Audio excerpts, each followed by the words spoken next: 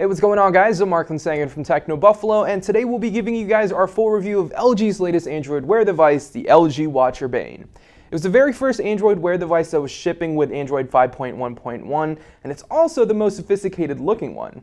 I've used my fair share of smartwatches over the past couple of months, including the Moto 360, the LG Watch R, and even the Apple Watch. Over the past 3 weeks, however, I've been using the Watch Urbane as my primary wearable, and I have plenty to say about it. Does the premium design and latest software justify that $349 price tag? Let's go ahead and find out. First, we'll start off with the Urbane specs. The LG Watch Urbane features a 1.3-inch circle plastic OLED display with a pixel resolution of 320 by 320. It also features a Snapdragon 400 processor clocked in at 1.2 GHz, 1 GB of RAM, and 4 GB of internal storage for offline music playback. The Urbane also features a 410 mAh battery, a heart rate monitor on the back, and a water-resistant rating of IP67. So as far as specs are concerned, it's pretty similar to the LG Watch R.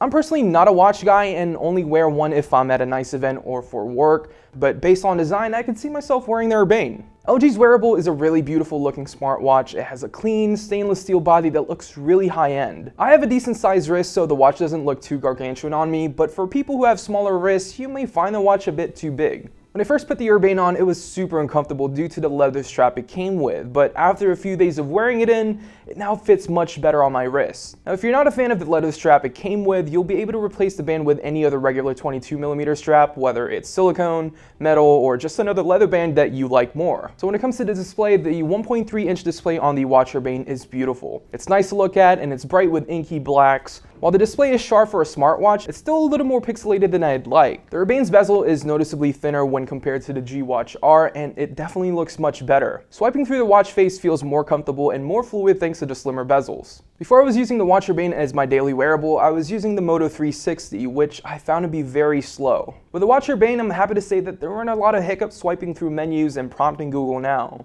It was fast, fluid, and very responsive. It could be the difference in processor, but it could also be the updated software. Swiping through my notifications, going in and out of the app menu, it all felt really smooth, almost as smooth as a smartphone running Android Lollipop.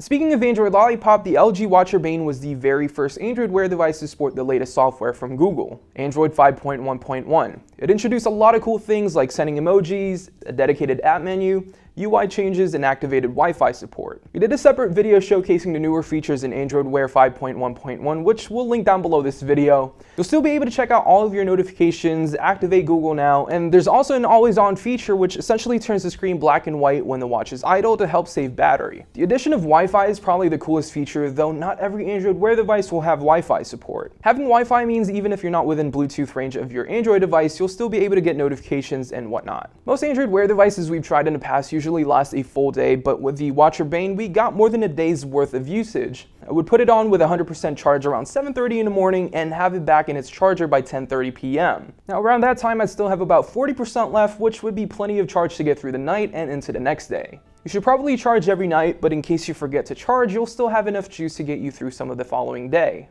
For a wearable device that costs over $300, we were hoping to see the Watch Urbane feature Qi wireless charging like the Moto 360.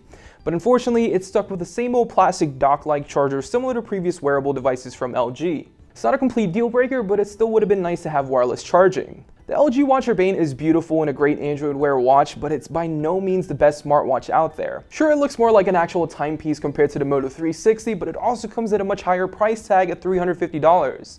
As an alternative to the Watch R, it's not perfect either. It still costs more than the Watch R despite it having the same internals, from the display technology to the processor and battery. It's the exact same watch in a different body. And although Android Wear has made some improvements, it still needs a lot of work. So with that being said, I'm giving the Watch Urbane a Techno Buffalo score of 7 out of 10. The battery and performance of the Watch Urbane is great, though that $350 price tag is a bit too much for a device with the same internals as its predecessor. And although Android Wear has been updated, it still didn't really wow us. Alas, I'd rather save that extra $100 and buy the LG Watch R instead. Anyways, thank you guys so much for watching, and if you guys enjoyed this video, make sure to give it a thumbs up, and we will see you guys in the next one.